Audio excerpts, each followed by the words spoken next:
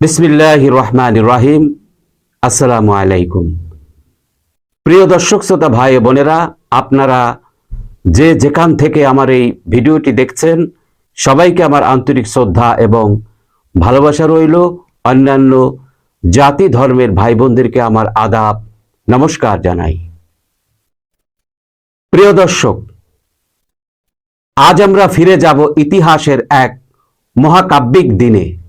1971 সালের 7ই মার্চ যে ভাষণে উচ্চারিত হয়েছিল বাঙালি জাতির মুক্তির অগ্নিশপথ, যে ভাষণ বদলে দিয়েছিল ইতিহাসের গতিপথ।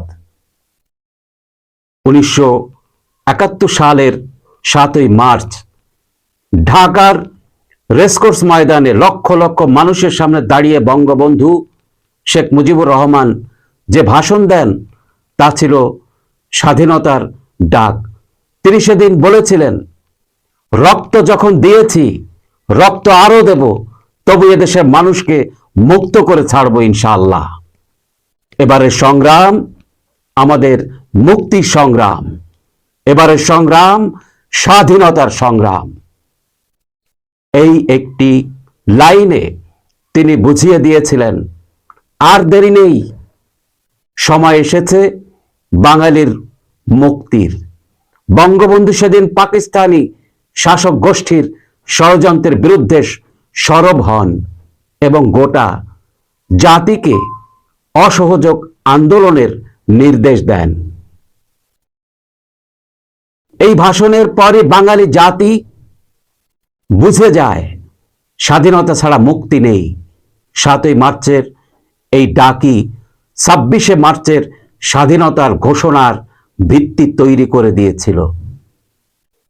7ই মার্চের ভাষণ শুধু একটি ভাষণ নয়, এটি ছিল স্বাধীনতার পূর্বাভাস।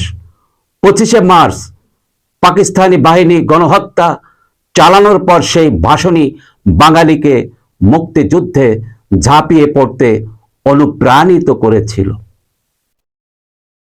এবং আজ এই ঐতিহাসিক ভাষণ বিশ্ব দরবারেও স্বীকৃতি পেয়েছে।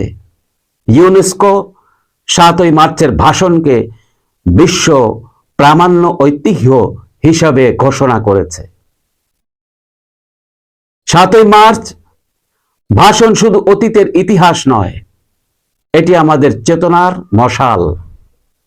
আসুন বঙ্গবন্ধুর আদর্শ ধারণ করে একটি উন্নত সমৃদ্ধ বাংলাদেশ গড়ার শপথ নেই।